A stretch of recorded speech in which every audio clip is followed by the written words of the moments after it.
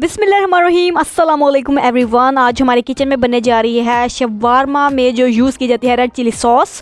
बहुत सी फरमाइश आ रही थी कि वो किस तरह से बनती है, तो चलिए आपको बताती हूँ कि इसके लिए कौन कौन सी इंग्रेडिएंट्स चाहिए होती हैं। सबसे पहले आपने ले लेनी है चिली फ्लेक्स। ये आपको चाहिए होंगे तकरीबन 2 टेबल स्पून, और 2 टीस्पून का लीजिए सफ़ेद ज़ीरा, और लहसुन के जब्बे आपको चाहिए होंगे ये 3 से 4 अदद आप ले लीजिए। एक मीडियम प्याज ले लीजिए, उसको रफली आप काट लीजिए। इसके साथ हमें चाहिए होगा तकरीबन 2 टेबल स्पून ये विनेगर। चलें जी, अब इन तमाम चीज़ों को ब्लेंडर में ब्लेंड कर लेते हैं। बिस्मिल्लाहिर्रहमानिर्रहीम।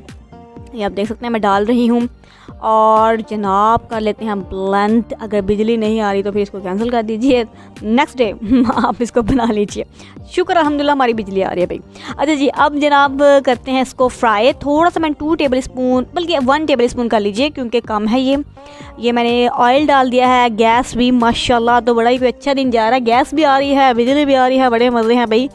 तो चलिए अब इसको डाल देते हैं इसमें। बिस्मिल्लाहिर्रहमानिर्रहीम। जो मैंने अभी पेस्ट तैयार किया है, तो इसको तकरीबन लो फ्लेम में आप पकाएंगे तकरीबन 3 मिनट तक के लिए, ताकि इसका एक जो कच्चापन है लहसुन का वो दूर हो जाए और बाकी चीज़ें भी अच्छी तरह से जो हैं वो पक जाएं।